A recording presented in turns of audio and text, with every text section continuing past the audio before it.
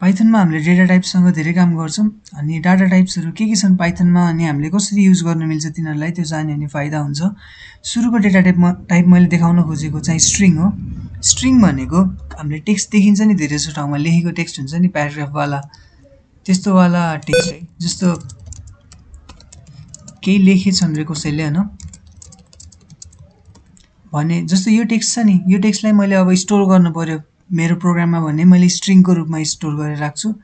त्यो भन्न खोजेको मैले यो कुरालाई कोडले ऱ्याप गर्ने भन्न खोजेँ हो कि सिङ्गल कोडले गर्दा नि भयो डबल कोडले गर्दा नि भयो। यसरी सिङ्गल कोडले गरे नि भयो डबल कोडले गरे नि भयो। तर सिङ्गल कोडले अगाडि स्टार्ट गरेछ भने सिङ्गल कोडले एन्ड गर्नु पर्यो, डबल कोडले गरेछ भने डबल कोडले एन्ड गर्नु पर्यो। त्यति कुरा चाहिँ सम्झिनुपर्ने चाहिँ अरू खासै केही छैन। अब हेरौँ हामीले कसरी यो टेक्स्टसँग काम गर्न मिल्छ भनेर हेरौँ। जस्तो पहिला सुरु चाहिँ यो टेक्स्टमा भएको भ्याल्यु छ नि यो भ्याल्युलाई एउटा भ्यारिएबलमा राखौँ है। जस्तो मैले चाहिँ यहाँ माई स्टोरी भने मैले अनि एउटा भ्यारिएबल बनाएँ हो। माई स्टोरी भन्ने मसँग एउटा भ्यारिएबल छ। अब यो माई स्टोरी भन्ने भ्यारिएबललाई प्रिन्ट गरौँ के छ भनेर हेरौँ है।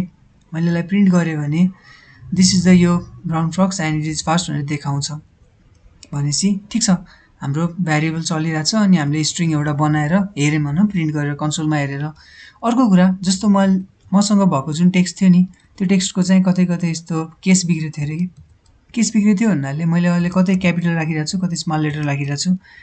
क्यापिटललाई चाहिँ हामीले अप्पर केस भन्छौँ अनि स्मल लेटरलाई चाहिँ हामीले लोवर केस भन्छौँ। दुईवटा केसको कुरा भएन भनेपछि हामीसँग भएको सबै कुरालाई लोवर केसमा लानु छ भने अहिले प्रिन्ट गरेर हेऱ्यौँ भने हामीसँग यस्तो टुटे फुटेको टेक्स्ट आउँछ नि कतै क्यापिटल छ कतै स्मल छ। सबैलाई लोवर केसमा लानु छ भने हाम्रो भ्यारिएबलको नाम पछाडि अनि यो लोवर भनेर यसरी यसलाई फङ्सन भन्छ भन्नलाई। तर हामीले यसरी lower dot lower function use गर्न मिल्छ स्ट्रिङमा है। जुन स्ट्रिङमा पनि मिल्यो स्ट्रिङ हुनु पर्यो भनेको भ्यारिएबलले स्ट्रिङ होल्ड गर्नु पर्यो भ्यारिएबलभित्र यसरी स्ट्रिङ डेटा टाइप हुनु पर्यो अनि त्यहाँ चाहिँ हामीले डट लोवर जस्तो फङ्सन युज गर्न मिल्छ। अनि त्यो हामीले युज गऱ्यौँ भने के हुन्छ भने नि हामीसँग जे टेक्स्ट छ त्यो टेक्स्टको सबै लेटरहरूलाई स्मल बनाइदिन्छ कि त्यति गर्ने हो यसले चाहिँ।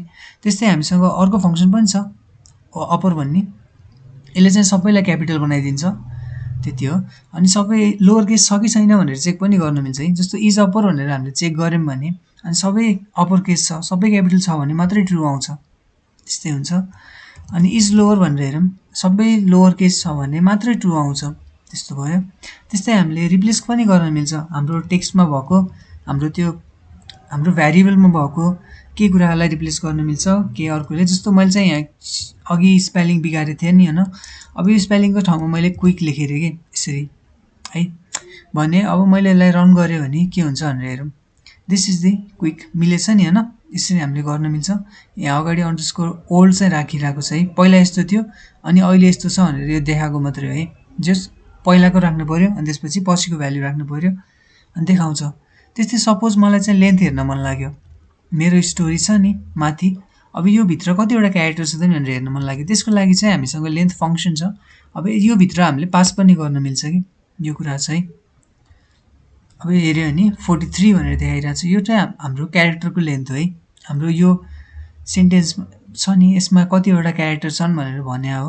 त्यस्तै हामीले लेन्थ चेक गरे जस्तै होइन कुन चाहिँमा कुन इन्डेक्स छ भनेर हेर्न मिल्छ भन्न खोजेको। जस्तो माई स्टोरी भन्ने छ मसँग होइन अब यसको फर्स्ट क्यारेक्टर के छ त नि भनेर हेर्नु पऱ्यो नि यसरी मैले बिग ब्राकेटको भित्र नम्बर हालेर भन्न मिल्छ 0बाट स्टार्ट हुन्छ कि भनेको फर्स्ट क्यारेक्टर भन्यो भने टी हो अनि यसको इन्डेक्स 0 हो।